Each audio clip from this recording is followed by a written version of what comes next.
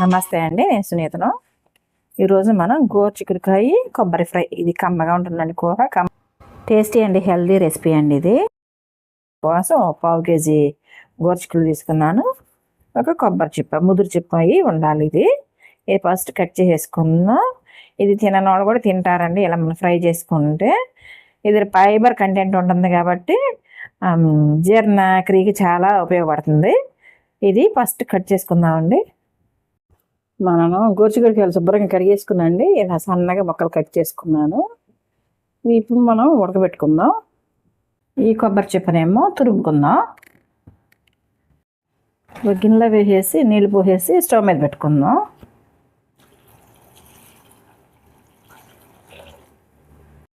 గోరుచిక్కుడుకాయలు ఉడుకుతున్నాయి, ఏం చూద్దామండి.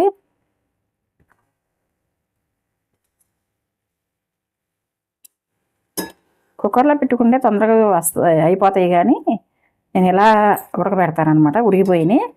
స్టవ్ కట్టేసుకుని కూర చేసేసుకుందాం. ఇప్పుడు గోరుచిక్కుడుకాయ వేపుడు కోసం అండి నేను స్టవ్ వెలిగించి పాన్ పెట్టి పాన్లో కూరకు సరిపడా ఆయిల్ వేసాను. ఇప్పుడు ఆయిల్ కాగింది. ఇప్పుడు మనం శనగపప్పు, సాయిపప్పు, ఆవాలు, జీలకర్ర తీసుకున్నాం. తాలింపు పప్పు వేసుకుంటున్నాను. కాస్త కరివేపాకు వేసేసుకున్నాం.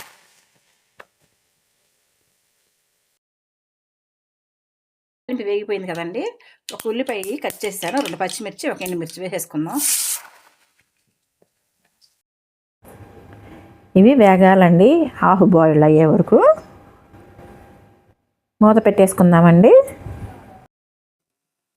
ఉల్లిపాయ ఈ మాత్రం వేగితే సరిపోతుందండి. ఇప్పుడు మనం మామూలుగా ఉడకపెట్టుకున్న గోరుచిక్కుళ్ళు వేసేసుకొని నేను వడవేసాను, వడపట్లో వేసేసుకున్నాను. నీళ్ళన్నీ వంపేసుకున్నాను.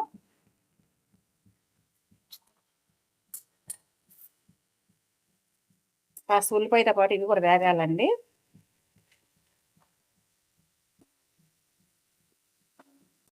ఒకసారి తీర్చొద్దామండి.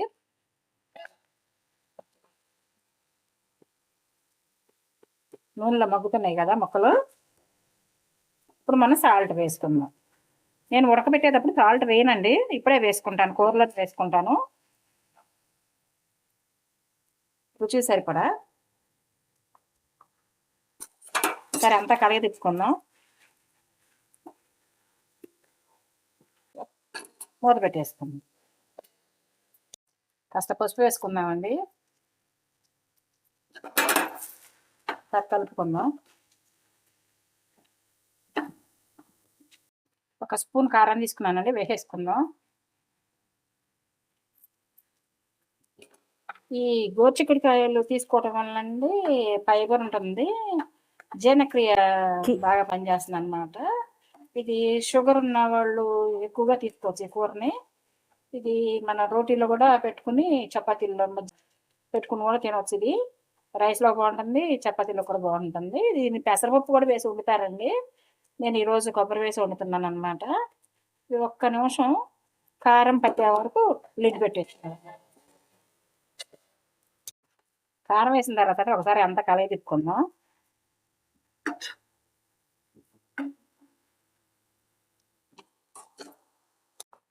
ఒక స్పూన్ ధనియాల పొడి వేసుకుందామండి. వేపుడు కూరలు ఏ కూరలో అయినా సరే ధనియాల పొడి వేసుకుంటే టేస్ట్ బాగుంటుందండి.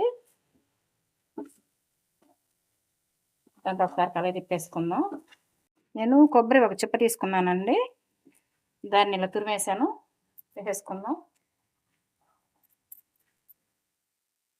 కూర కలక కనిపించడం కోసం అండి కొంచెం కారం వేసుకుందాం. కొబ్బరి కూడా కొంచెం చిటికెడు సాల్ట్ వేసుకుందామండి. ఒకసారి కలుపుకుందాం.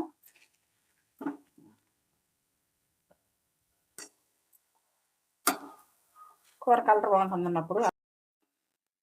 కూర అంతా ఎలా ఉంది కదండి. కొబ్బరి వేసుకున్న తర్వాత మనం కాస్త కొత్తిమీర వేసుకుందాం.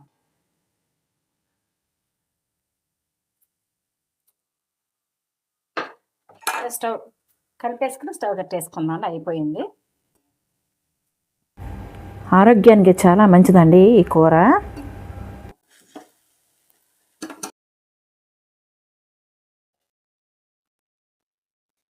గోరుచిక్కుడుకాయ వేపుడు చూసారు కదా, ఇది ఇప్పుడు బౌల్లో సర్వ్ చేసుకుందాం అండి. చాలా బాగుంటుంది, మీరు కూడా ట్రై చేయండి. ఇలా వండుకుంటే తిన్నవాళ్ళు కూడా తింటారండి. కూర బాగుంటుంది అనమాట. ఇప్పుడు మా లంచ్కి అండి నేను మునక్కాయ పప్పుచారు పెట్టాను అనమాట. కాంబినేషన్ గోరుచిక్కుడుకాయ వేపుడు చేశాను అనమాట.